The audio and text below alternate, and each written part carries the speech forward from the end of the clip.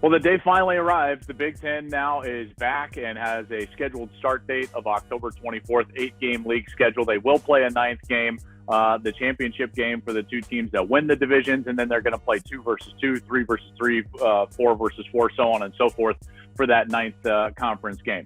That all being said, there's a couple of things that I want to immediately turn to. We can talk about why they're bringing it back and what happened in the meeting room and so on and so forth, but guess what, folks? Now we've got to turn towards the competitive aspect of this thing. What's going to go on with the Big Ten? Who's the leader well, not in the clubhouse, but certainly from an odds perspective to win the conference? And then what is the CFP conversation like, in particular, in light of a lot of the opt-outs we've seen, and could those players come back? So let's start with handicapping this race. The class of this conference is Ohio State. They've got one of the best teams in the country. In fact, I would put them at number 2 in the country if I was going to rank a top 10 right now. And you will be getting a revised top 10 as soon as we get those Big Ten teams officially back on the practice field. Ohio State will be number 2. Their quarterback's amazing. Their coach is amazing. Their offensive line is very good. Now, one of the aspects of this that you've got to pay attention to is the fact that Penn State is also a really good football team. They're a team that without the home field advantage, I don't quite have as much faith that they can beat Ohio State. The fact that Ohio State was going to be at Penn State in a whiteout environment this year had me at points thinking this summer, like maybe it's Penn State's year. But the fact that they're not going to have that environment, I think, is a huge feather in the cap for Ohio State. So I'm going to pick Ohio State to not only win that division, but win the conference and be considered for the CFP. Now let's move to the CFP. The CFP, very candidly, has no criteria. They have not set forth the criteria.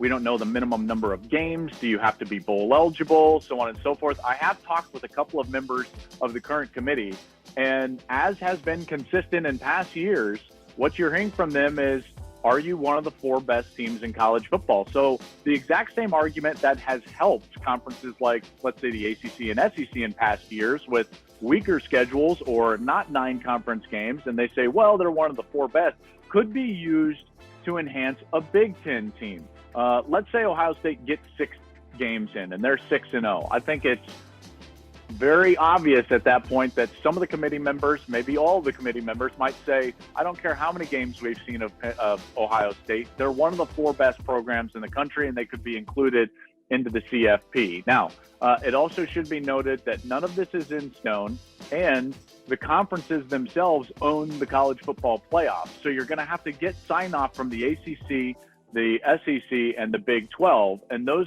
3 conferences in particular, I don't think are going to be trying to bend over backwards to allow the Big Ten into the CFP this year, in particular in light of the fact that the Big Ten's decision in early August to postpone the season really made it difficult on the other conferences moving forward. So I don't know if you're going to get a lot of friendly conversation or votes as it relates to the CFP. That'll be something to watch moving forward. And last thing that I wanted to touch on in my quick reaction is the opt-outs. We've seen several players, really good players, opt out, in particular in the Big Ten. Micah Parsons from Penn State, Wyatt Davis recently, Shaun Wade recently, both from Ohio State. Just because they say they opt out doesn't actually mean that you won't see them on the field.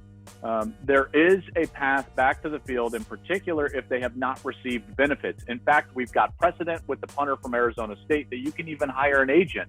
And as long as you don't receive benefits, extra benefits, that you can return and retain your eligibility. In particular, the fact that this is just an 8-game season and you could potentially still be competing for a national championship, that may bring some of these players back, at least in the short term, to at least see if they wanted to play for their school moving forward this year, because they certainly will be done in time in order to go to the NFL, but that is a wait to be determined. But the big point there is, even if they signed with an agent, there is a path back as long as they did not receive benefits.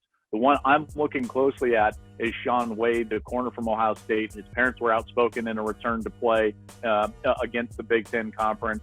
And if he didn't receive benefits, I could see a path where Shaun would come back to Ohio State and play potentially for a national championship. He was the one, remember, controversially, that was ejected for targeting in the semifinal for hitting Trevor Lawrence last year. He's a first-round talent in the defensive back. He came back, solely to really win the national championship, because his status in the NFL is pretty solidified in that top of the first round.